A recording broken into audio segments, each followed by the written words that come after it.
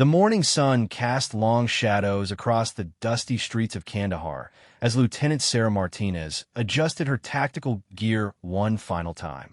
She had been deployed to Afghanistan for 8 months now, serving as a Navy intelligence specialist attached to SEAL Team 6. Today felt different, though. The air was thick with tension, and even the local vendors seemed to be closing their shops earlier than usual. Sarah checked her watch. 0600 hours. The briefing was scheduled to start in 30 minutes, but she always arrived early. It was a habit she had developed during her training at the Naval Intelligence School in Virginia Beach. Her instructors had drilled into her that preparation and punctuality could mean the difference between life and death in the field. Walking through the compound, she passed several SEALs who nodded respectfully. Despite being one of only 3 women on the base, Sarah had earned their respect through her exceptional analytical skills and her ability to stay calm under pressure. She spoke 4 languages fluently and had an almost photographic memory for tactical situations and enemy movements. The briefing room was already buzzing with activity when she entered.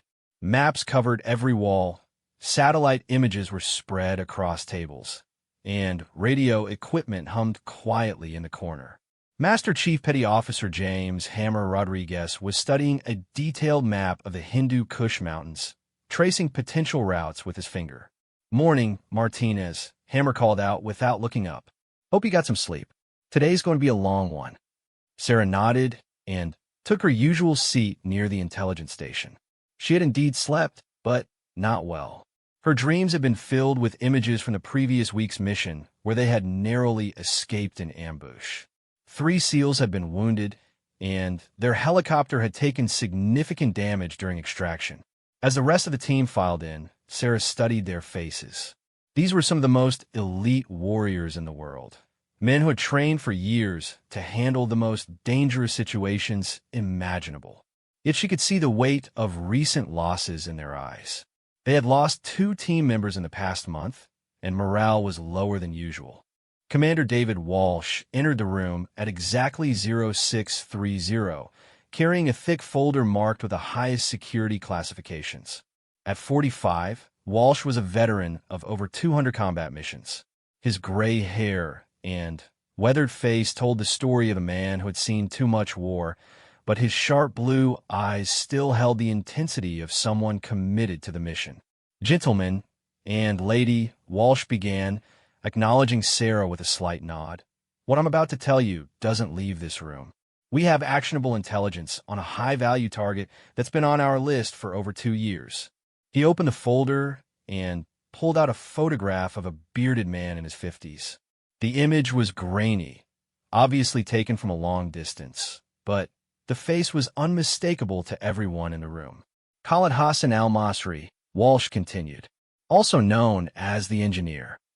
He's responsible for designing the improvised explosive devices that have killed over 300 coalition forces in the past 18 months. Our sources indicate he's currently hiding in a compound approximately 40 kilometers northeast of here." Sarah felt her pulse quicken. Al-Masri had been their white whale for months.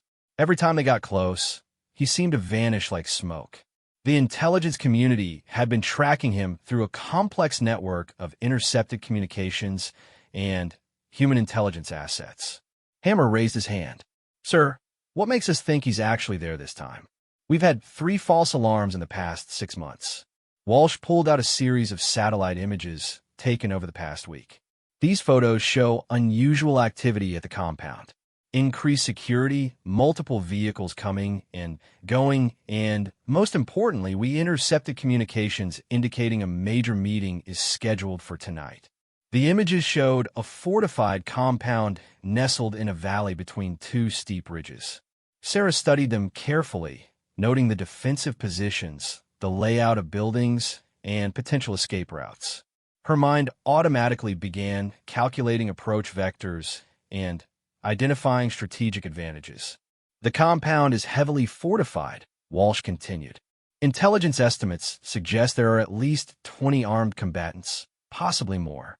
The terrain is challenging, with limited approach routes and multiple defensive positions." Sarah leaned forward to get a better look at the topographical maps. The compound was situated in what tactical manuals would call a perfect defensive position. High ground on three sides, with only one main access road that would be easily defended. Any direct assault would be extremely costly. "What's the mission profile?" asked Petty Officer First Class Mike Tank Johnson. At 6 feet 4 inches and 240 pounds, Tank was the team's heavy weapons specialist. His calm demeanor and precise shooting had saved the team numerous times. Walsh moved to a larger map showing the entire region. Primary objective is capture or kill of al-Masri. Secondary objectives include gathering intelligence on his network and disrupting any planned operations. We have a narrow window of opportunity.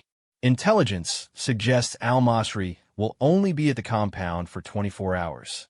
Sarah studied the mission timeline that Walsh had written on a whiteboard. Insertion would happen at 2,200 hours using 2 Black Hawk helicopters.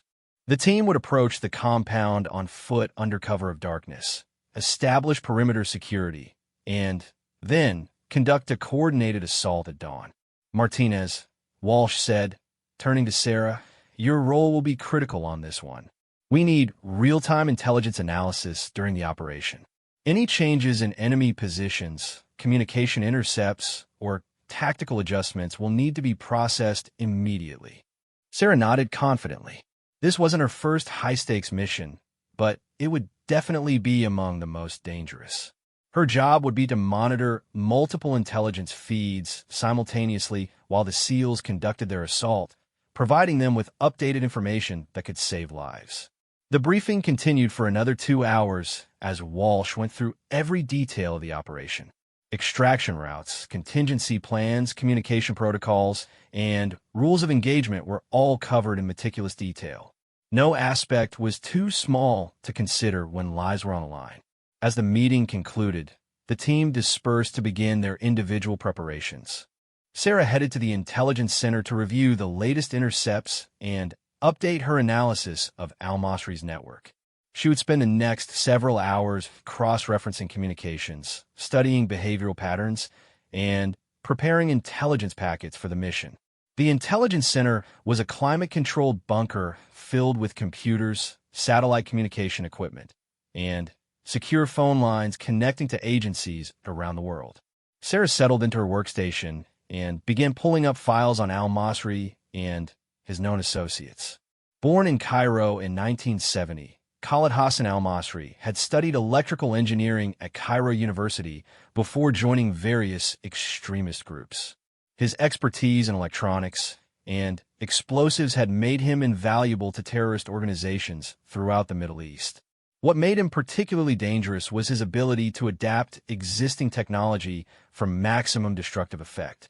Sarah reviewed intercepted phone calls from the past week. Al-Masri had been using a complex system of coded communications, but her team had managed to decode enough to confirm his location. The conversations indicated he was planning something significant, possibly a coordinated attack on multiple coalition bases. As she worked, Sarah's mind wandered to her family back in California. Her parents had been supportive of her decision to join the Navy, but she knew they worried constantly. Her younger brother was finishing his senior year of high school and had been talking about following in her footsteps. She hoped this mission would go smoothly so she could call home with good news. The afternoon passed quickly as Sarah compiled intelligence reports and coordinated with analysts back in the United States. By 1800 hours, she had a comprehensive picture of the target compound and its defenses. The information was sobering. Al-Masri had chosen his hiding place well. Dinner in the mess hall was a subdued affair. The SEALs ate quietly, each lost in their own pre-mission rituals.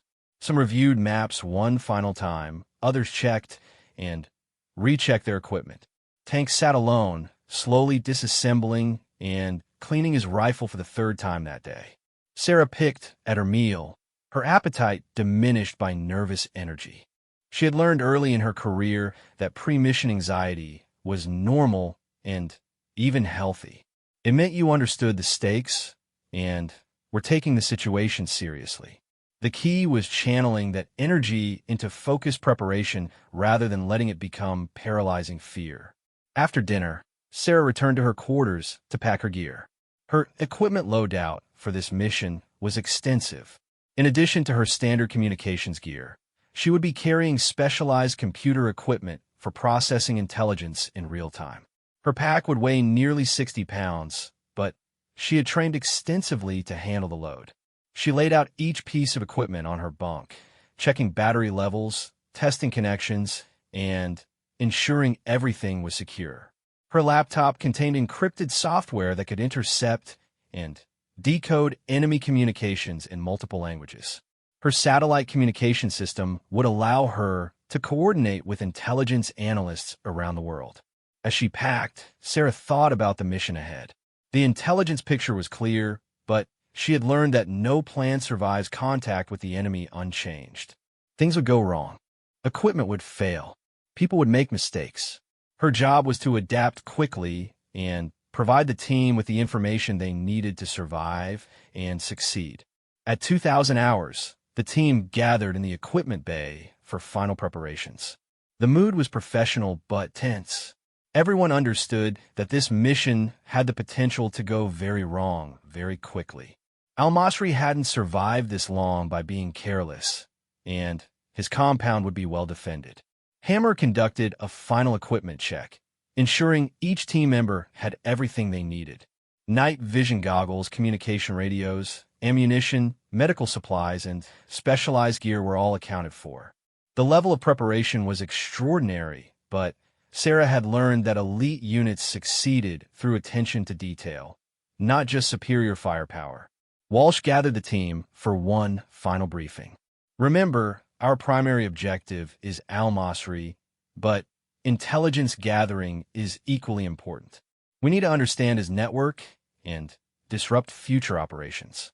Watch each other's backs, follow the plan, and adapt as necessary. The walk to the helicopter landing zone was silent except for the rhythmic sound of boots on gravel. Sarah could feel her heart rate increasing as they approached the aircraft. Two Black Hawks sat on the tarmac, their rotors already beginning to turn. The sound was deafening but somehow reassuring. These machines had carried her safely through dozens of missions. Sarah climbed into the second helicopter and strapped herself in next to Tank and two other SEALs. The crew chief checked everyone's safety harnesses and gave a thumbs up to the pilot. Within minutes, they were airborne and heading northeast toward the target. The flight would take approximately 90 minutes, giving Sarah time to review the mission plan one final time. She studied the satellite images on her tablet, memorizing the layout of the compound and identifying potential observation positions. Her job would be to establish an overwatch position where she could monitor communications and provide tactical intelligence to the assault team. Below them, the Afghan landscape stretched endlessly in all directions. Barren mountains gave way to deep valleys, and scattered villages appeared as clusters of dim lights in the darkness. This was a harsh, unforgiving land that had claimed the lives of countless soldiers throughout history. As they approached the target area, Sarah could see the lights of the compound in the distance. It appeared exactly as the satellite images had shown, but seeing it in person brought home the reality of what they were about to attempt. The compound was substantial, well fortified, and positioned in terrain that favored the defenders. The helicopters began their descent toward a landing zone approximately 3 kilometers from the target. Sarah checked her equipment one final time and prepared for insertion. The next few hours would test everything she had learned about combat operations and intelligence analysis. The Blackhawks touched down in a cloud of dust and debris. The team quickly disembarked and moved to their predetermined rally point while the helicopters departed for a holding pattern several kilometers away. Within minutes, the sound of the aircraft faded, leaving only the quiet sounds of the Afghan night. Sarah activated her communication equipment and established contact with the intelligence center back at base. She would maintain this connection throughout the mission, allowing analysts to provide real-time updates on enemy movements and communication intercepts. The team began their approach to the compound, moving carefully through the rocky terrain. Sarah stayed near the center of the formation, her equipment protected by the seals around her. Every few minutes, they would stop and listen for any sounds that might indicate they had been detected. As they got closer to the target, Sarah began picking up radio transmissions from the compound. Her equipment automatically recorded and analyzed the conversations, looking for any indication that their approach had been discovered. So far, the communications seemed routine, suggesting their infiltration remained undetected. Hammer led the team to a ridge overlooking the compound. From this position, they had a clear view of the target and multiple escape routes if things went wrong. Sarah set up her equipment behind a large boulder that would provide protection from small arms fire, while giving her access to communication equipment. Through her night vision scope, Sarah could see guards patrolling the perimeter of the compound. She counted at least 6 sentries, but intelligence suggested there were many more fighters inside the buildings. The main structure appeared to be a 2-story house with several smaller outbuildings scattered around the property. Walsh established radio contact with all team members and confirmed that everyone was in position. The assault would begin in 45 minutes, giving Sarah time to gather additional intelligence on the compound defenses and confirm al-Masri's presence inside. Sarah activated her electronic surveillance equipment and began scanning for cell phone signals, radio transmissions, and other electronic communications. Within minutes, she had identified several active devices within the compound. More importantly, she had intercepted a conversation that confirmed al-Masri was indeed inside the main building. The conversation was in Arabic, but Sarah's equipment provided real-time translation. Al-Masri was discussing plans for attacks on coalition forces scheduled for the following week. The intelligence was invaluable, but it also confirmed that time was critical. They needed to capture or kill al-Masri before he could implement his plans. As Sarah continued monitoring communications, she noticed something troubling. The volume of radio traffic within the compound had increased significantly in the past 10 minutes. More concerning, several of the conversations mentioned increased security measures and the possibility of coalition forces in the area. Sarah immediately reported her findings to Walsh. "Commander, I'm seeing increased communication activity. They may be aware of our presence." Walsh's response was immediate. "Can you confirm if they know our exact location?" Sarah listened carefully to several more intercepted conversations before responding. "Negative on specific location, but they're definitely on higher alert. Recommend we move up the timeline." The decision to accelerate the assault timeline was not made lightly. The team had rehearsed their approach based on specific timing, and any changes introduced additional risk. However, the alternative was potentially losing the element of surprise entirely. Walsh made the call. All teams were moving to accelerated timeline. Begin assault in 15 minutes. Sarah watched through her scope as the SEALs adjusted their positions for the earlier attack. Despite the change in plans, their movements remained coordinated and professional. This was why they had trained extensively for contingency situations. As the final minutes ticked away, Sarah focused on gathering as much intelligence as possible. She identified the locations of guards, mapped communication patterns within the compound, and confirmed the layout of the main building where al-Masri was located. At exactly 0347 hours, the assault began. Explosions rocked the compound as breaching charges destroyed the main gate and several walls. Sarah watched through her scope as SEALs poured into the compound from multiple directions, their movements swift and precise despite the chaotic environment. The initial phase of the assault went according to plan. The SEALs quickly neutralized the perimeter guards and established control of the outer compound. However, as they approached the main building, the situation changed dramatically. Heavy automatic weapons fire erupted from windows and rooftops throughout the compound. Al-Masri's fighters had been prepared for an assault and had established well-concealed firing positions. Within seconds, the SEALs found themselves pinned down by intense crossfire from multiple directions. Sarah watched in horror as 3 SEALs were hit in the initial exchange of gunfire. Tank managed to reach cover behind a concrete wall, but he was bleeding from wounds to his arm and leg.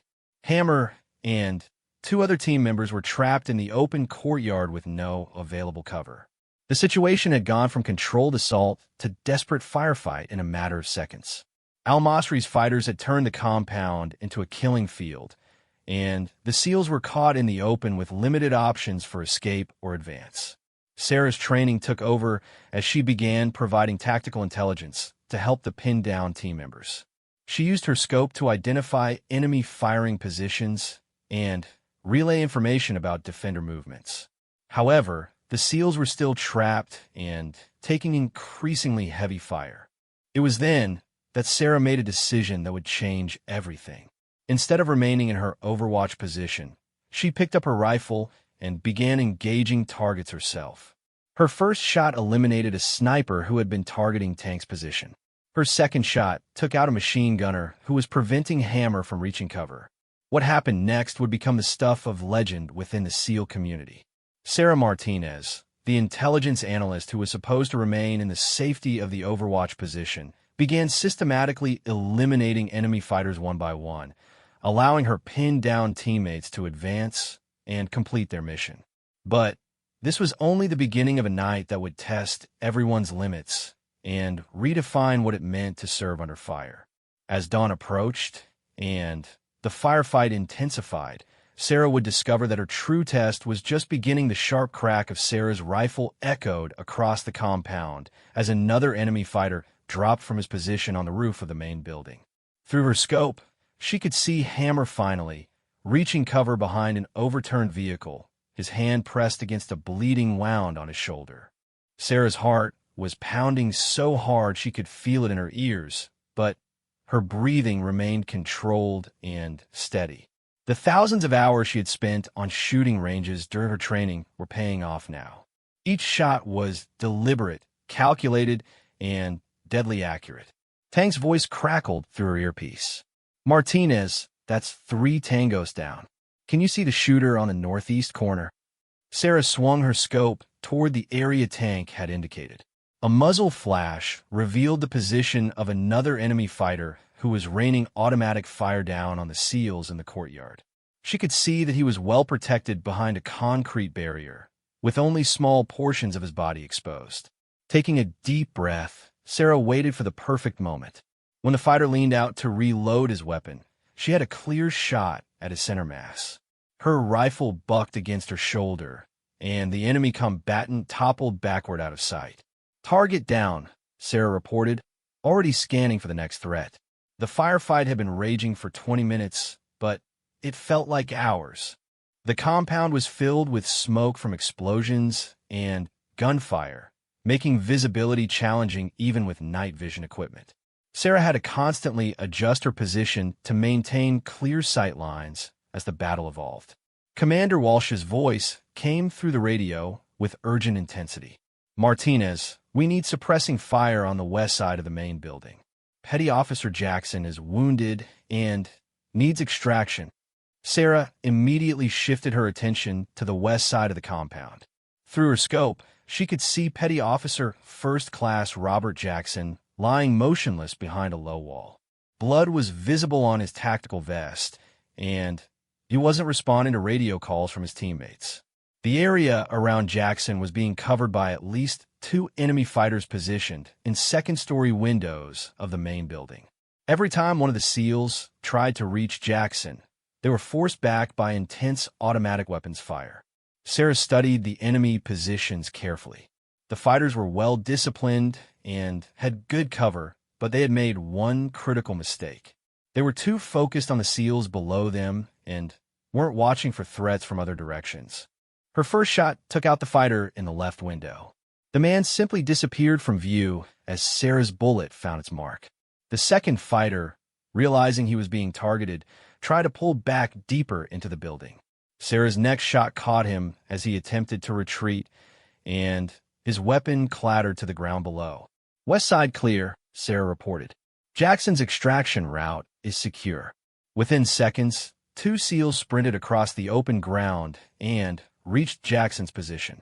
They quickly assessed his wounds and began dragging him to safety while Sarah provided overwatch, scanning for any new threats that might emerge. As she watched the rescue unfold, Sarah noticed movement in her peripheral vision. 3 enemy fighters were attempting to flank the SEAL position by moving through a drainage ditch that ran along the eastern perimeter of the compound. If they succeeded, they would have a clear shot at the SEALs from behind. Sarah swiveled her rifle toward the new threat. The fighters were moving quickly through the ditch, staying low to avoid detection. She would only have a few seconds to engage them before they reached optimal firing positions. Her first shot hit the lead fighter center mass, dropping him instantly. The second fighter realized they were under fire and began shooting wildly in Sarah's direction, but his shots went high and wide. Sarah's return fire was precise and deadly. The third fighter attempted to retreat back down the ditch, but Sarah had already anticipated his movement. Her shot caught him as he tried to turn around, ending the flanking attempt before it could succeed. 3 more down on the east side, Sarah reported, her voice steady despite the adrenaline coursing through her system. Hammer's voice came through the radio with a note of amazement. "Martinez, where did you learn to shoot like that?"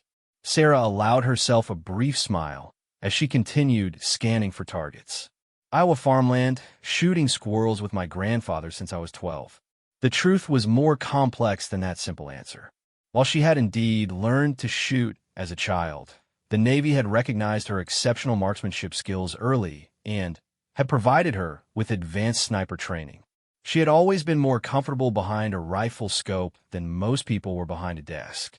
The lull in enemy fire allowed the SEALs to reorganize and treat their wounded. Jackson was alive, but had taken a bullet through his thigh and wouldn't be able to continue the mission. Tank's arm wound was superficial, but still needed immediate attention to prevent infection. Sarah used the quiet moment to assess the tactical situation. They had eliminated at least 8 enemy fighters, but intelligence estimates suggested there were at least 12 more inside the main building. More importantly, they still hadn't located al-Masri or confirmed whether he was alive or dead. Through her electronic surveillance equipment, Sarah had been monitoring communications within the compound throughout the firefight. The intercepts revealed that al-Masri was indeed alive and was directing the defense of the compound from a reinforced bunker beneath the main building. "Commander," Sarah called over the radio, "I'm intercepting communications that confirm al-Masri is in an underground bunker beneath the main structure. He's coordinating the defense and calling for reinforcements." Walsh's response was immediate. "How long do we have before reinforcements arrive?" Sarah listened to several more intercepted radio calls before responding. "Intelligence suggests we have perhaps 30 minutes before additional fighters arrive from a nearby camp. They're also discussing the possibility of calling in mortar support." The news changed the entire dynamic of the mission.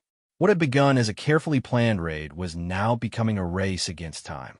The SEALs needed to penetrate the main building, locate the underground bunker, and capture or kill al-Masri before enemy reinforcements arrived. Walsh made the tactical decision to split the remaining team into 2 groups.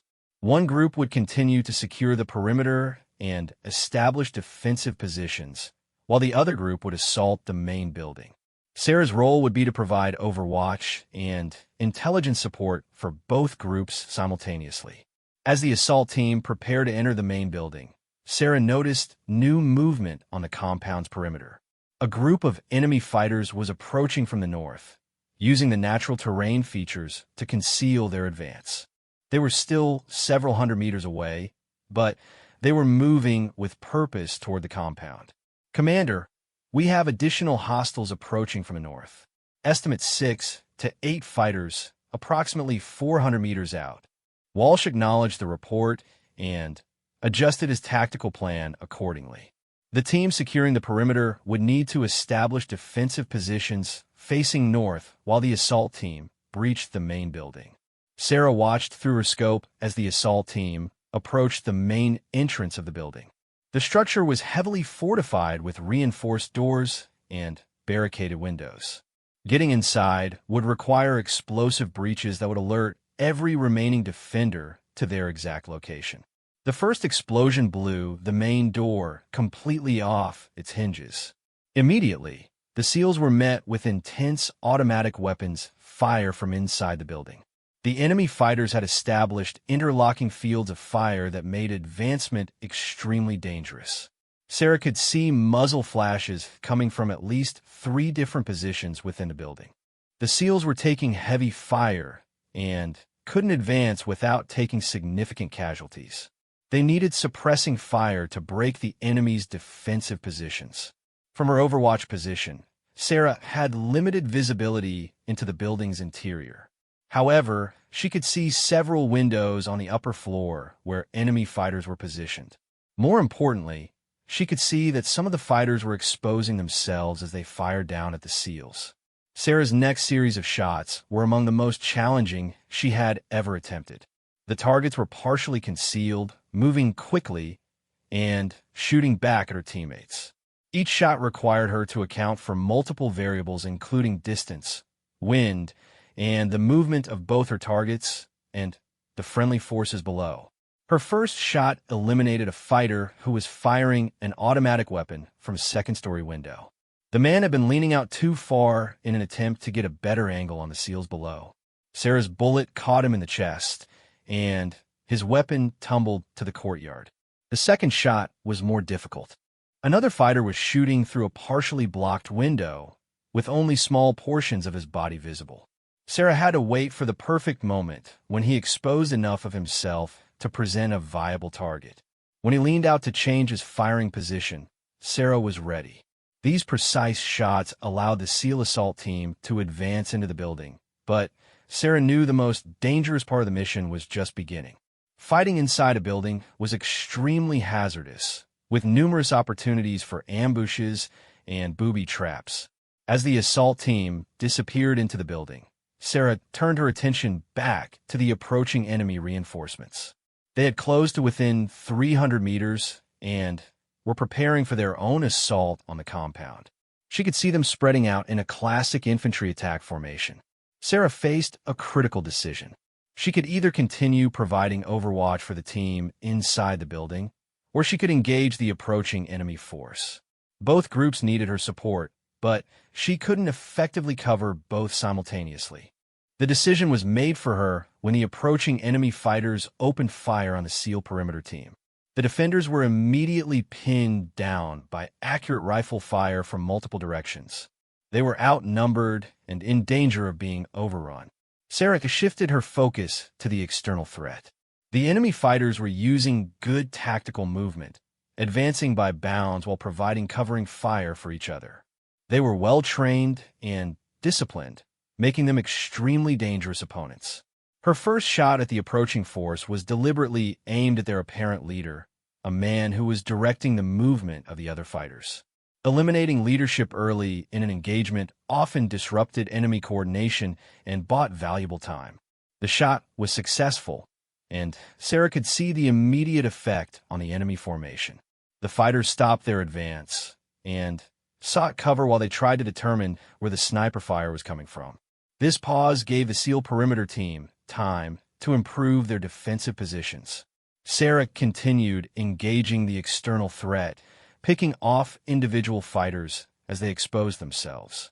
Her elevated position gave her significant advantages in terms of sight lines and cover, but she was also exposed to return fire from multiple directions.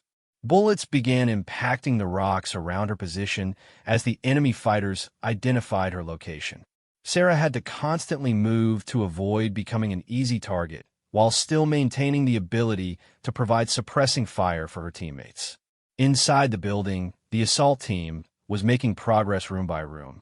Sarah could hear explosions and gunfire as they cleared each floor, searching for the entrance to Al-Masri's underground bunker. The urban combat was brutal and slow, with each room presenting potential death traps. Tank's voice came through the radio with urgency. "Martinez, we're taking heavy fire from the northeast. Can you assist?" Sarah looked toward the area Tank had indicated and saw that 2 enemy fighters had positioned themselves behind a stone wall approximately 200 meters from the compound. They had a clear field of fire on the SEAL positions and were keeping the defenders pinned down with accurate shooting. The range was challenging, but well within Sarah's capabilities. Her first shot hit one of the fighters in the shoulder, spinning him around, but not dropping him completely. Her second shot finished what the first had started. The remaining fighter, seeing his partner fall, attempted to withdraw to a better position. Sarah tracked his movement through her scope and fired just as he thought he had reached safety behind a large boulder. The shot was perfect, and the threat was eliminated. As the external firefight continued, Sarah received an update from the assault team inside the building. They had located the entrance to the underground bunker and were preparing to breach it. However, the entrance was heavily fortified and would require significant explosive charges to penetrate. Commander Walsh's voice crackled through the radio. "Martinez, we're about to breach the bunker. We'll need you to monitor communications for any changes in enemy coordination." Sarah activated her electronic surveillance equipment while continuing to provide sniper support. The intercepts immediately revealed that Al-Masri was aware of the SEAL's approach to his bunker and was preparing for a final desperate defense. More concerning, the communications indicated that additional enemy reinforcements were en route from 2 different directions. Sarah estimated they would arrive within 15 to 20 minutes. The window for completing the mission and extracting safely was rapidly closing. The explosion that breached the bunker entrance was massive, shaking the ground beneath Sarah's position. Immediately afterward, she could hear intense gunfire from below ground as the assault team encountered Al-Masri's final defensive positions. Sarah found herself in an impossible situation. The assault team was fighting for their lives in the underground bunker. The perimeter team was still engaged with external threats, and additional enemy forces were approaching from multiple directions. She was one person trying to provide support for operations happening simultaneously in different locations. Her training had prepared her for complex tactical situations, but nothing could have fully prepared her for the intensity of this moment. Lives hung in the balance with every decision she made about where to focus her attention and firepower. The sound of helicopters in the distance provided a moment of hope. The extraction aircraft were approaching, but they would need a secure landing zone to safely retrieve the team. With enemy forces scattered around the compound and more approaching, establishing that secure zone would require eliminating remaining threats quickly and efficiently. Sarah made a tactical assessment of the situation. The most immediate threat was the group of enemy fighters who were still approaching from the west. They were now within 150 meters of the compound and would soon be close enough to overrun the defensive positions. She began engaging this threat systematically, working from the flanks toward the center of their formation. Each shot was carefully aimed to maximize the disruption to their advance, while conserving ammunition for the continued fight. Her shooting was having the desired effect. The enemy advance had stalled as fighters sought cover from her precise fire. However, she was also drawing significant return fire, and her position was becoming untenable. Bullets were striking closer and closer to her location, forcing her to make increasingly quick shots between movements to new cover. The rocks around her position were being chipped away by near misses, and she knew it was only a matter of time before her luck ran out. From the underground bunker, she could hear the sounds of close-quarters combat. The assault team was engaged in room-to-room, fighting in extremely confined spaces. This type of combat was among the most dangerous that infantry forces could face, with high casualties expected on both sides. Suddenly, Walsh's voice came through the radio with news that changed everything. "We have Al-Masri in custody. Repeat, target is captured alive. Beginning extraction procedures now."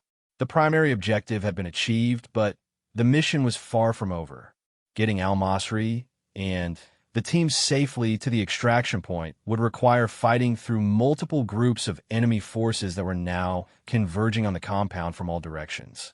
Sarah could see the assault team emerging from the underground bunker with their prisoner. Al-Masri was wounded, but alive, being carried by 2 SEALs while the others provided security. They would need to cross approximately 200 meters of open ground to reach the designated extraction point. The route to extraction was covered by at least 3 different enemy positions. Sarah would need to suppress all of them simultaneously to give the extraction team any chance of reaching safety. It was a tactical challenge that pushed the limits of what one sniper could accomplish. As the extraction team began their movement across the compound, Sarah started the most intense period of shooting in her military career. She was engaging multiple targets in rapid succession, switching between different enemy positions to keep all of them suppressed. Her first shots eliminated 2 fighters who were positioned to ambush the extraction team from the left side. Without pausing, she swiveled to engage a machine gun position that was setting up to fire on the team's route. 3 quick shots silenced that threat permanently. The extraction team was halfway to safety when a new group of enemy fighters appeared on the compound's eastern perimeter. They were carrying rocket-propelled grenades and were positioning themselves to fire on both the extraction team and the approaching helicopters. Sarah recognized that this was the most critical moment of the entire mission. If those RPGs were successfully deployed, they could destroy the helicopters and trap the entire team in the compound. She had perhaps 30 seconds. The first enemy fighter was kneeling behind a concrete barrier, raising an RPG launcher to his shoulder when Sarah's bullet caught him center mass. The rocket-propelled grenade tumbled harmlessly to the ground as the man collapsed backward. Sarah immediately shifted to the second threat. The second RPG operator had witnessed his partner's death and was trying to find cover while still maintaining his ability to engage the helicopters. Sarah tracked his movement through her scope, leading the target as he attempted to reach a more protected position behind a pile of construction materials. Her shot caught him mid-stride, spinning him around and sending the RPG launcher flying across the compound. 2 critical threats eliminated, but Sarah could see a third fighter attempting to retrieve one of the dropped weapons. The extraction team was now only 50 meters from the landing zone, but they were moving slowly due to Al-Masri's wounds and the weight of their equipment.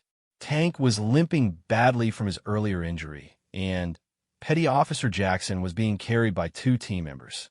Sarah's third shot eliminated the fighter who was trying to recover the RPG launcher. The man dropped instantly, leaving the weapons scattered and unusable.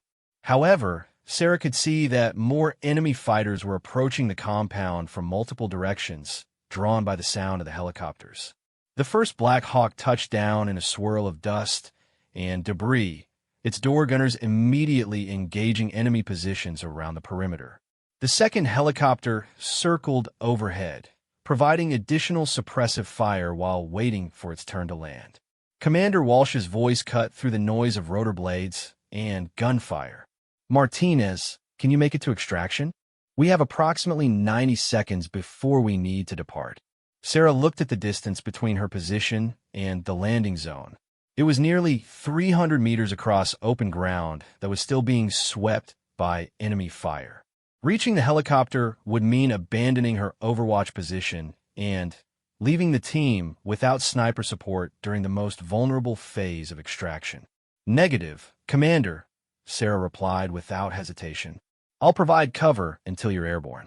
Walsh's response was immediate and forceful. "That's not an option, Martinez. We don't leave people behind." Sarah could see enemy fighters moving through the rocks above her position, trying to get close enough to overrun her location. She engaged 2 of them with quick, precise shots before responding to Walsh. "Sir, someone needs to keep these guys suppressed, or none of us are getting out.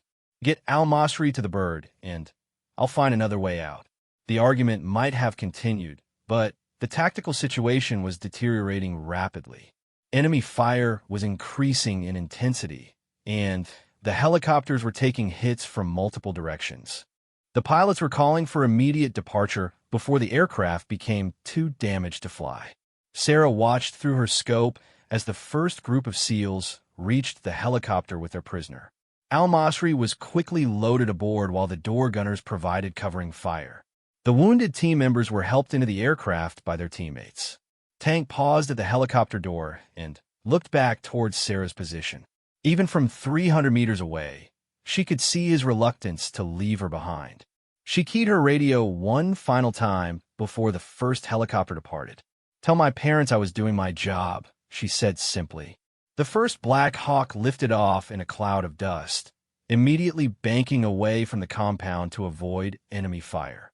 Sarah felt a moment of satisfaction knowing that Al-Masri was finally in custody and would face justice for his crimes against coalition forces. However, her own situation was becoming increasingly desperate. Enemy fighters were approaching her position from 3 different directions, and she was running low on ammunition. Her rifle had perhaps 20 rounds remaining, while she faced an unknown number of enemy combatants. The second helicopter was attempting to land, but intense enemy fire was forcing it to abort the approach repeatedly. Sarah could see tracers streaking past the aircraft as enemy fighters concentrated their fire on preventing any rescue attempt. Sarah made a tactical decision that surprised even herself. Instead of waiting for the enemy to reach her position, she gathered her equipment and began moving toward a new location that would give her better fields of fire. If she was going to make a stand, she would do it on her own terms. Moving through the rocky terrain while carrying 60 pounds of equipment and maintaining awareness of multiple enemy positions required every skill she had learned during her military training. She used natural cover and concealment to mask her movement while constantly scanning for threats. Her new position was a cluster of large boulders approximately 100 meters from her original location. It provided excellent cover from small arms fire while giving her clear sight lines to most of the compound. More importantly, it was positioned between the enemy fighters and the helicopter landing zone. From this position, Sarah could see that the enemy forces were more organized than she had initially realized. They were moving in coordinated groups with supporting fire elements, suggesting they had significant military training. This wasn't a ragtag group of insurgents, but rather a well-equipped and disciplined fighting force. The second helicopter made another approach to the landing zone, and Sarah immediately began engaging enemy positions to suppress their fire. Her shots were carefully aimed to disrupt the enemy's ability to coordinate their anti-aircraft fire while conserving her limited ammunition. She eliminated 3 enemy fighters who were setting up a machine gun position that would have commanded the entire landing zone. Her shots came in rapid succession, not giving the enemy time to react or take cover. The machine gun position was silenced, and the helicopter was able to touch down briefly. However, instead of extraction personnel, the second helicopter had brought reinforcements. 6 fresh SEALs jumped from the aircraft and immediately began advancing towards Sarah's position. The cavalry had arrived, but they were walking into the same deadly crossfire that had nearly overwhelmed the original team. Sarah's radio crackled with a familiar voice. It was Master Chief Rodriguez, the senior SEAL from their home base. "Martinez, this is Rodriguez. We're coming to get you." The relief Sarah felt at hearing a friendly voice was immediately overwhelmed by concern for the new team members. They were advancing through terrain that was still controlled by enemy forces, and they would need immediate support to avoid casualties. Sarah began providing overwatch for the advancing SEALs, identifying and engaging enemy positions that threatened their movement. Her elevated position gave her excellent visibility of the entire battlefield, allowing her to coordinate suppressive fire effectively. Her first shot eliminated an enemy sniper who had been tracking one of the advancing SEALs.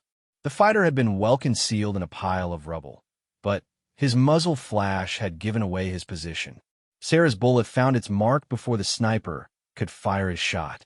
The second threat was a group of 3 enemy fighters who were attempting to flank the SEAL advance from the left side. Sarah engaged them as they crossed a small, open area, dropping 2 immediately and forcing the third to seek cover behind inadequate protection. Rodriguez's team was making good progress, but Sarah could see that more enemy forces were converging on their position from the north.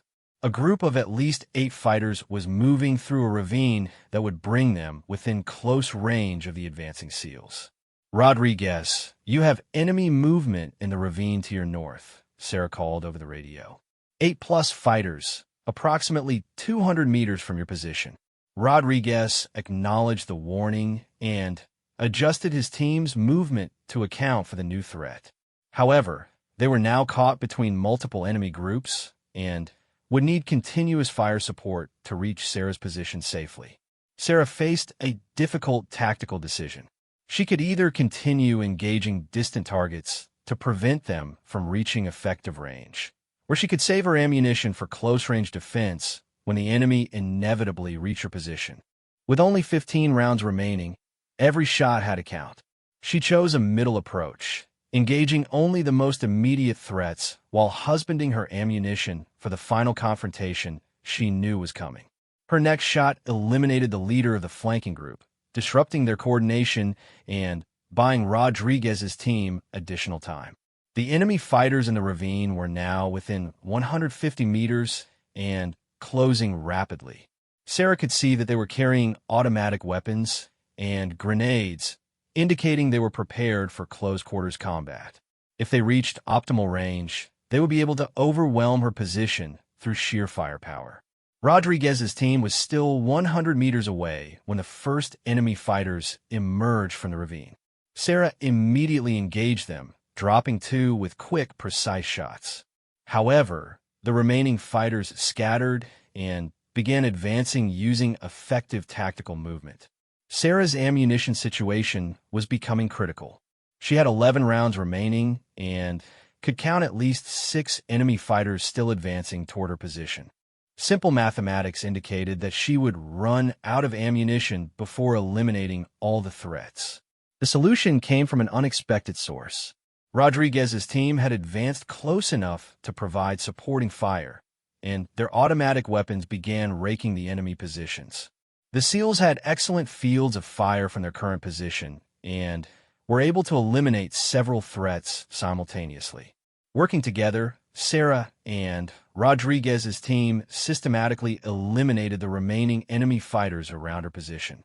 Sarah's precise sniper fire complemented the SEALs' automatic weapons, creating overlapping fields of fire that no enemy could survive.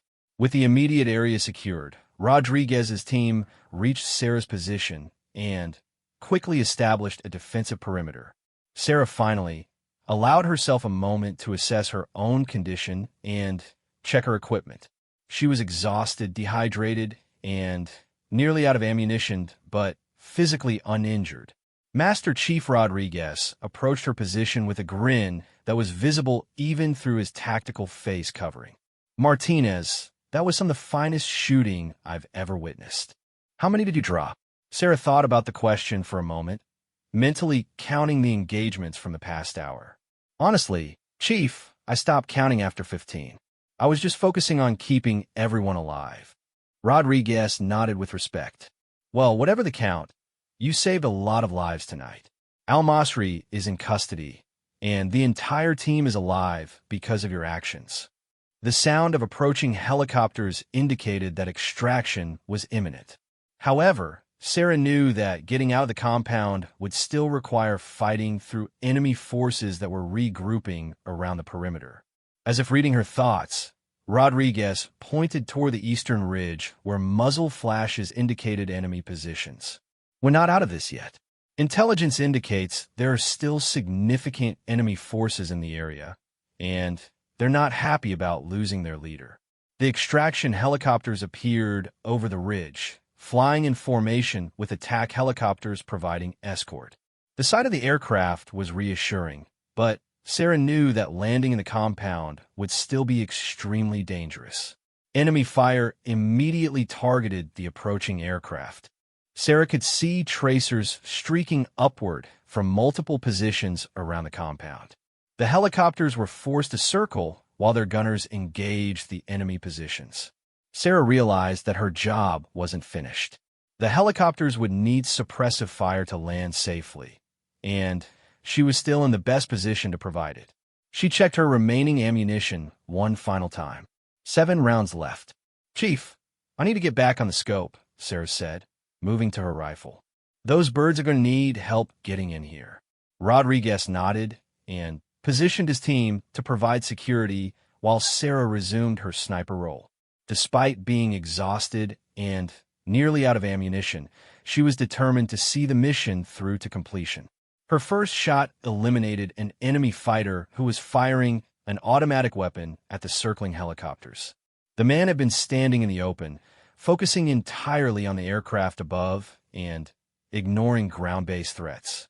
The second shot was more challenging.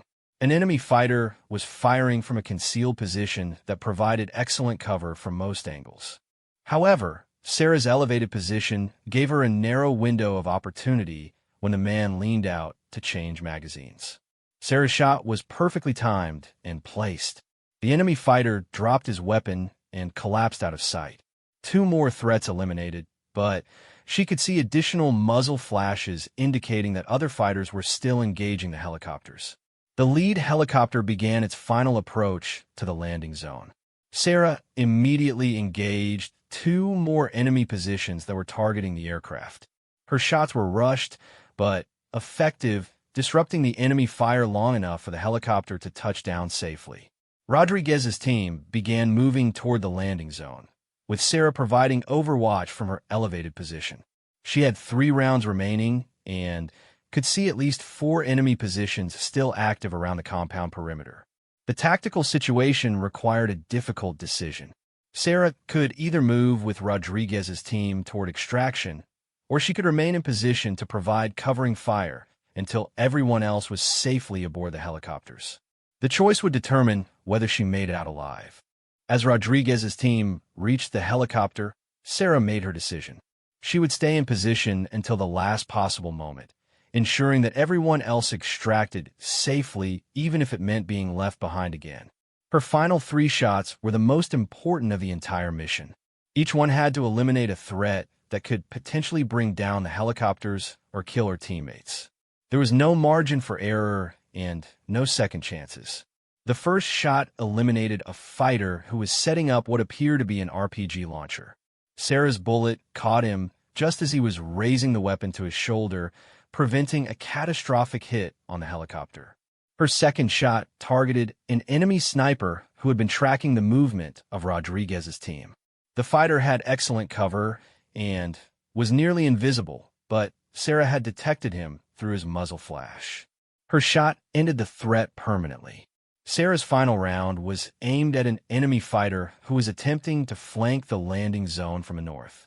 The shot was at extreme range for her weapon, but the target was in the open and moving predictably. Her bullet found its mark just as the man reached a position where he could have fired on the helicopter. With her ammunition exhausted, Sarah slung her rifle and prepared to move toward the extraction point. However, as she gathered her equipment, she could see more enemy fighters emerging from concealed positions around the compound. They had been waiting for the helicopters to land before revealing themselves. Rodriguez's voice came through her earpiece with urgency. "Martinez, we have multiple new contacts. Can you provide overwatch?" Sarah looked at her empty rifle and then at the advancing enemy fighters. "Negative on overwatch, Chief. I'm Winchester on ammunition." The situation had become desperate once again. Enemy fighters were closing in from multiple directions. Sarah was out of ammunition, and the helicopters were vulnerable on the ground. Everything they had accomplished was about to be lost unless someone found a solution quickly. It was then that Sarah remembered the equipment she had been carrying throughout the mission. Her intelligence gathering gear included not just communication equipment, but also electronic warfare capabilities that she had never needed to use in combat before. As the enemy fighters advanced toward the landing zone, Sarah activated her electronic warfare suite and began broadcasting on all enemy radio frequencies simultaneously. The result was immediate and dramatic. The advancing enemy fighters suddenly stopped their coordinated assault as their communications were jammed by Sarah's equipment. Without radio coordination, their attack devolved into confused individual movements that were easily countered by the SEALs' defensive fire. Rodriguez's team used the opportunity to establish better defensive positions around the landing zone, while Sarah continued her electronic warfare operations. The enemy could no longer coordinate their attacks effectively, giving the extraction team the advantage they needed. Within minutes, both helicopters were loaded and ready for departure. Rodriguez personally escorted Sarah to the aircraft, ensuring that she wouldn't be left behind again. As they lifted off, Sarah could see enemy fighters scattered around the compound, unable to mount an effective pursuit without their disrupted communications. The mission had been successful beyond all expectations. Al-Masri was in custody, valuable intelligence had been gathered, and the entire team was alive despite facing overwhelming odds. Sarah's actions had been instrumental in achieving objectives that had seemed impossible just hours earlier. As the helicopters flew back toward base, Sarah finally allowed herself to relax for the first time in over 6 hours. The adrenaline was beginning to wear off, and exhaustion was setting in. However, she felt a deep sense of satisfaction knowing that her training and skills had made a difference when it mattered most. The debriefing that awaited them would be extensive, and the intelligence gathered from the mission would be analyzed for weeks. However, Sarah knew that the most important outcome was that her teammates were alive and a dangerous enemy had been captured. Looking out the helicopter window at the Afghan landscape passing below, Sarah reflected on how the night had changed her understanding of her own capabilities. She had always known she was a skilled marksman and intelligence analyst, but she had never imagined she would find herself in a situation where those skills would be tested so dramatically. The events of this mission would follow her for the rest of her military career, but they would also serve as a foundation for even greater challenges that lay ahead. As the helicopters approached their base, Sarah was already thinking about the lessons learned and how they could be applied to future operations. The war in Afghanistan was far from over, and there would be many more dangerous missions in the months to come. However, Sarah now knew with certainty that she could handle whatever challenges the enemy might present. She had proven herself under the most difficult circumstances imaginable and had emerged stronger than ever. The helicopters touched down at the forward operating base, just as the first light of dawn was breaking over the mountains. Sarah climbed down from the aircraft on unsteady legs, her equipment weighing heavily on her exhausted body. The mission had lasted 8 hours, but it felt like a lifetime had passed since they had departed in darkness. Medical personnel immediately surrounded the wounded SEALs, providing treatment for Tank's arm injury and Petty Officer Jackson's leg wound. Both men were conscious and alert, a testament to the quality of battlefield medical care they had received during the mission. Al-Masri was quickly transferred to a secure holding facility where intelligence specialists would begin the process of extracting information about his terrorist network. The captured terrorist leader looked defiant despite his wounds, but Sarah knew that skilled interrogators would eventually break through his resistance. Commander Walsh approached Sarah as she was unloading her equipment. Despite the successful mission, she could see concern in his eyes. The operation had been far more dangerous than anyone had anticipated, and they had come very close to losing multiple team members. "Martinez," Walsh said quietly, "I need to see you in the debriefing room in 30 minutes. There are some questions about your actions during the mission that need to be addressed." Sarah nodded, unsure whether the commander's tone indicated praise or criticism. She had disobeyed direct orders by leaving her assigned position and engaging enemy targets directly.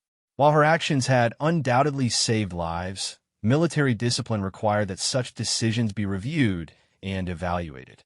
The debriefing room was a sterile, windowless space filled with recording equipment and secure communication links to higher headquarters.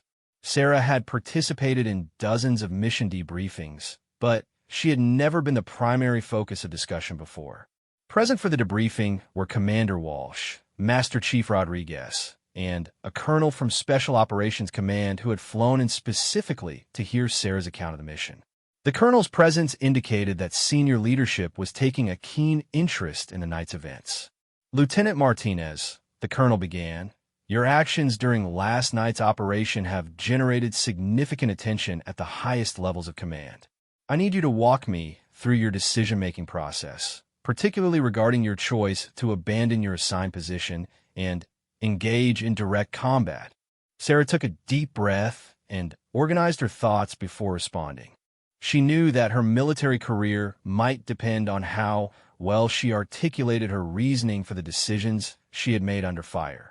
Sir, when the assault team became pinned down in the compound, I assessed that they would take significant casualties unless immediate action was taken to suppress enemy fire. My assigned overwatch position provided clear sight lines to multiple enemy positions that were engaging our personnel. The colonel made notes on his tablet as Sarah continued her explanation. I made the tactical decision that providing direct fire support was more critical to mission success than maintaining my original position. The situation was evolving rapidly, and standard procedures needed to be adapted to ensure team survival. Walsh leaned forward in his chair. Martinez, you engaged over 20 enemy targets during the course of the mission. That's an extraordinary number for any soldier, let alone an intelligence specialist. How do you account for that level of marksmanship under combat conditions? Sarah considered the question carefully. She didn't want to sound boastful, but she also needed to accurately describe her capabilities and training. Sir, I've been shooting competitively since childhood and received advanced marksmanship training during my intelligence specialist course.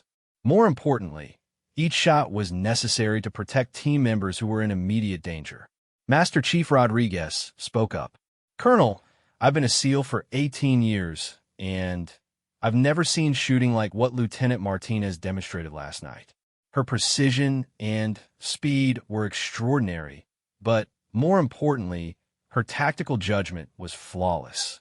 She engaged the right targets at the right times to maximum effect. The colonel studied Sarah's personnel file on his tablet.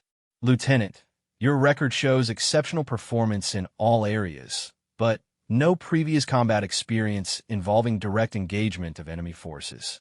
How did you handle the psychological stress of taking lives under fire? This question struck to the heart of what Sarah had been processing mentally since the mission ended. She had indeed killed multiple enemy fighters, and while each shot had been tactically necessary, the psychological impact was significant. Sir, during the engagement, my focus was entirely on protecting my teammates. The training took over, and I was operating on instinct and muscle memory. I haven't had time to fully process the psychological aspects, but I'm confident in the necessity of my actions. The debriefing continued for over 2 hours as the officers examined every aspect of the mission from multiple angles. Sarah answered questions about her ammunition management, target selection, communication procedures, and tactical decision-making throughout the engagement. When the formal debriefing concluded, Colonel Harrison asked to speak with Sarah privately. Walsh and Rodriguez left the room, leaving Sarah alone with the senior officer who would likely determine her future in the military. Martinez, what I'm about to tell you is classified at the highest levels, Colonel Harrison began. Your actions last night have attracted attention from people well above my pay grade.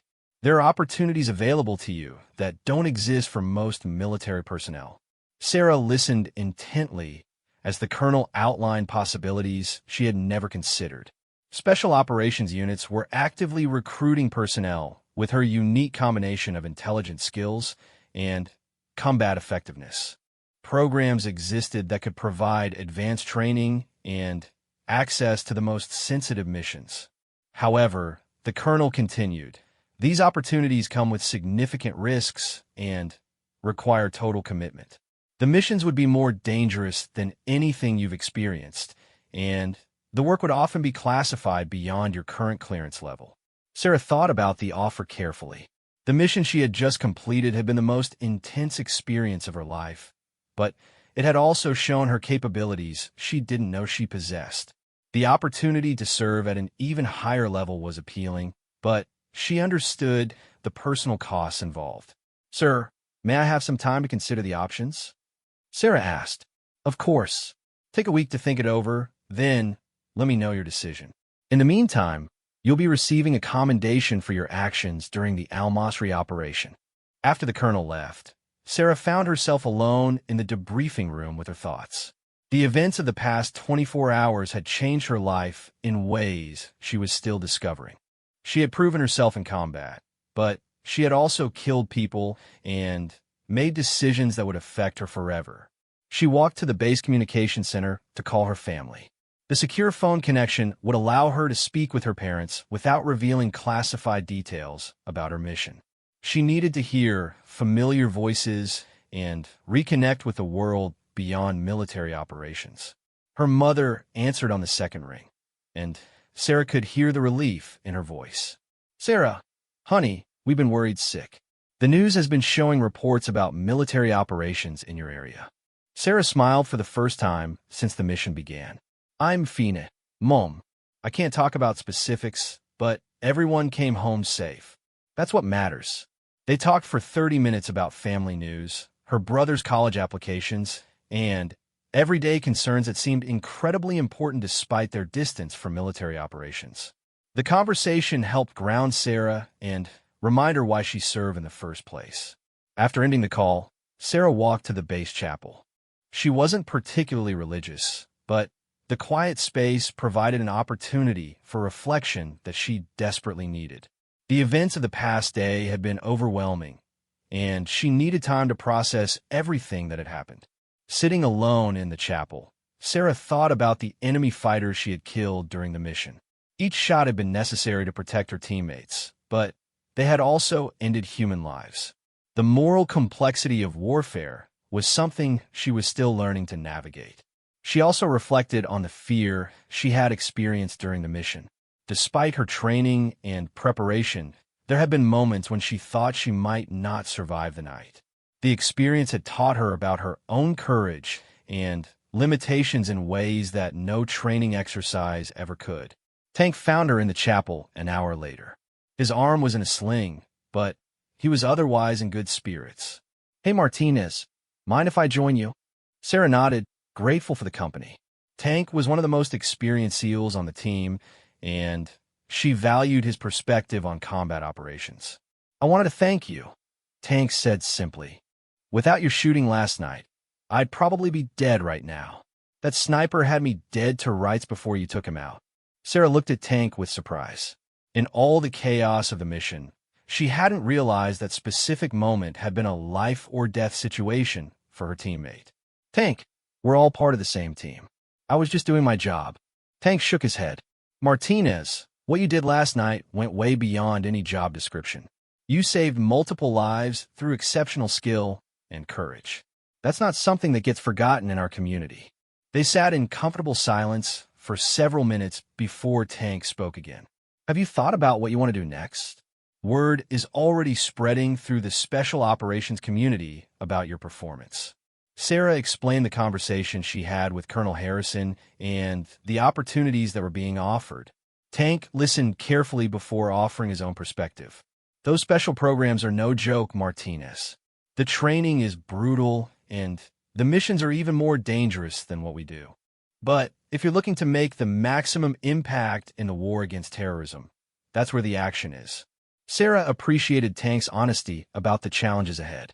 She had already demonstrated her ability to perform under extreme stress, but she knew that future missions would likely be even more demanding.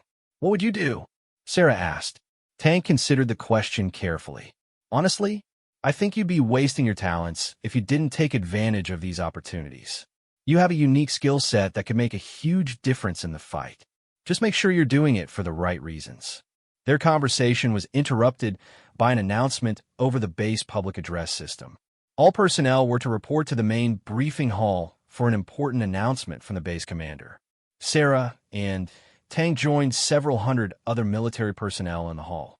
Colonel Martinez, the base commander, took the podium with obvious pride on his face. "Ladies and gentlemen, it's my honor to announce that yesterday's operation against high-value target Khalid Hassan al-Masri was completely successful.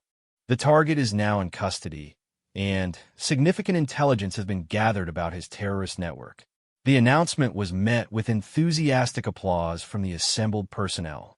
Successful missions against high-value targets were rare and represented months of planning and preparation. Furthermore, Colonel Martinez continued, I want to recognize the exceptional performance of the personnel involved in this operation. Through skill, courage, and determination, they achieved objectives under the most challenging circumstances imaginable. Sarah felt uncomfortable as the colonel's eyes seemed to focus on her during this portion of the announcement. She preferred to avoid public attention and recognition, focusing instead on the mission and her teammates. After the announcement, Sarah returned to her quarters to rest and continue processing the events of the past day. However, sleep eluded her as her mind replayed various moments from the mission. Every decision she had made was subject to analysis and second-guessing.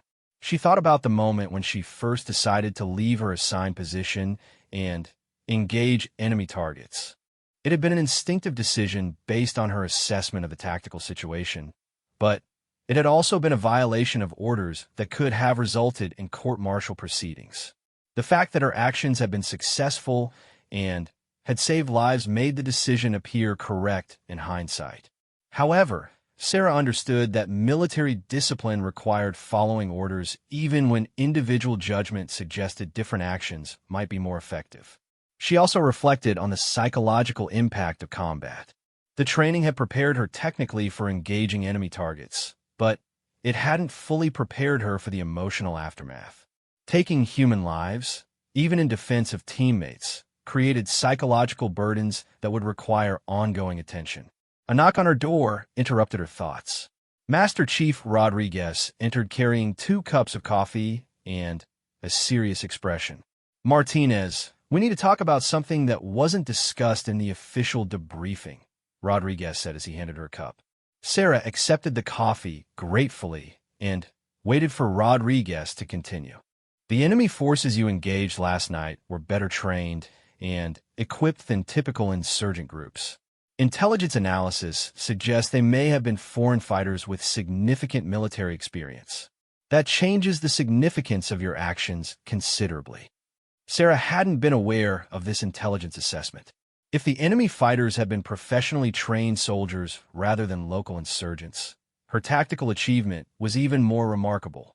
What does that mean for future operations? Sarah asked. Rodriguez sat down heavily, showing the fatigue that came with years of combat deployments.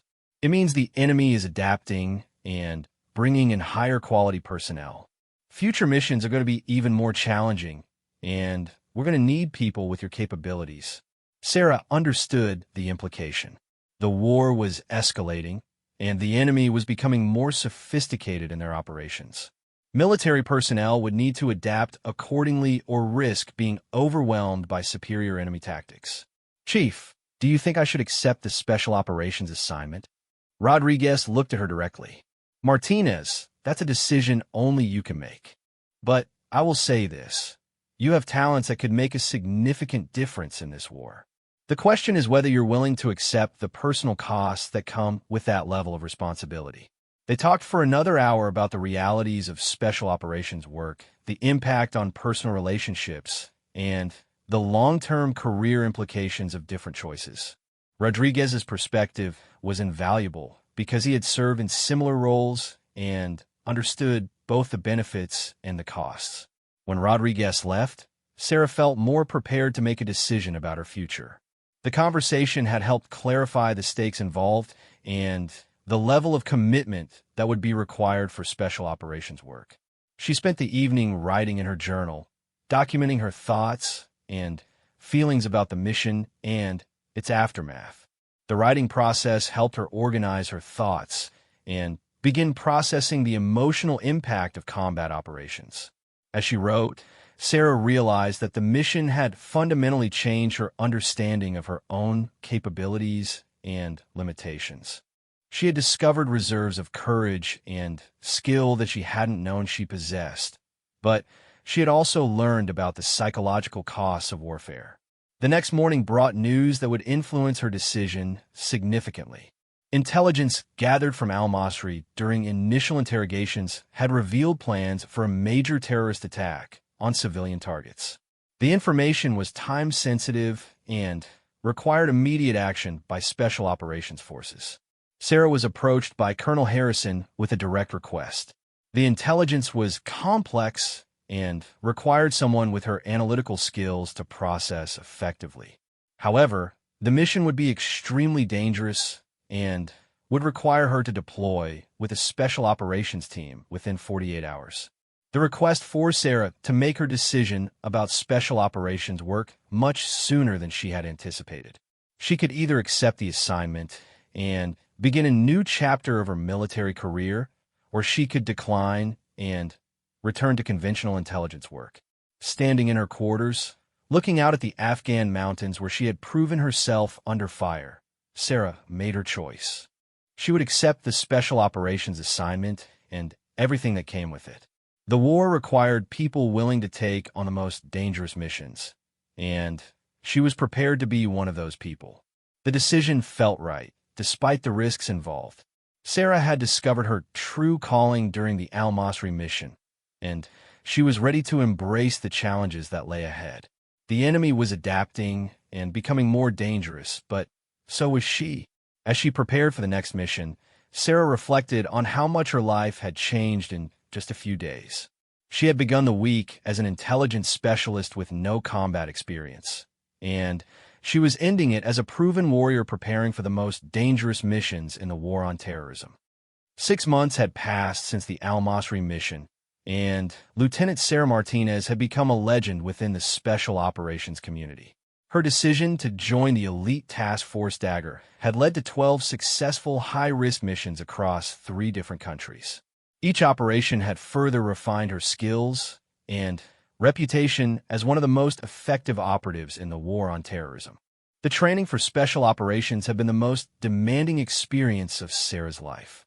3 months of intensive preparation had pushed her physical and mental capabilities to their absolute limits.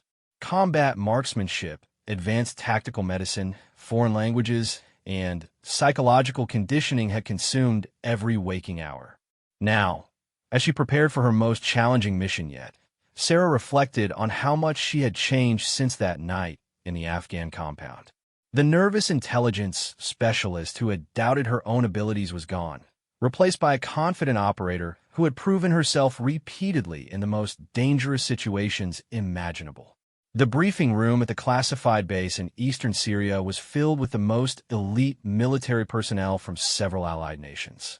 Operation Midnight Storm was a joint mission targeting a terrorist training camp that intelligence sources indicated was preparing operatives for attacks in Europe and North America. Colonel Harrison, who had become Sarah's commanding officer, stood before a detailed map of the target area. Intelligence indicates that this facility has been operational for 8 months and has trained approximately 60 operatives who have since been deployed to various target countries. Sarah studied the satellite images that showed a complex of buildings hidden in a remote valley. The facility was much larger than previous targets and was believed to house over 100 terrorists, including several high-value individuals who had been involved in planning major attacks. The mission profile is complex, Harrison continued. We need to simultaneously capture key personnel, gather intelligence on planned operations, and destroy the training facilities to prevent future use. The operation will require coordination between multiple assault teams and supporting elements. Sarah's role in the mission was multifaceted. She would provide sniper support during the initial assault, then transition to intelligence gathering once the facility was secured. Her language skills and analytical training made her invaluable for processing capture documents and interrogating prisoners. The team assembled for Operation Midnight Storm represented the best of Allied Special Forces. In addition to American SEALs, the mission included British SAS operatives, French Special Forces, and German KSK commandos. Each unit brought specialized capabilities that would be essential for mission success.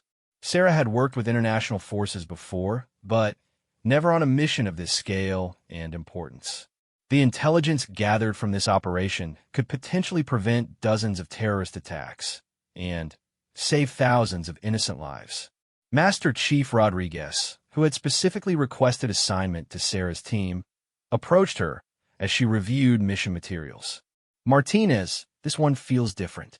The intelligence picture is more complex than anything we've handled before. Sarah nodded in agreement. Previous missions had involved relatively straightforward objectives against clearly defined targets. This operation required simultaneous actions across multiple locations while maintaining operational security and minimizing civilian casualties. Chief, what's your assessment of the enemy capabilities? Sarah asked. Rodriguez consulted his tactical notes. Intelligence suggests we're dealing with foreign fighters from multiple countries, many with military backgrounds. They've had months to prepare defensive positions, and they know we're operating in the area. The prospect of facing well-trained, prepared defenders in fortified positions was daunting even for experienced special operations personnel. Success would require flawless execution and the ability to adapt quickly to changing tactical situations. Sarah spent the afternoon reviewing intelligence files on the key.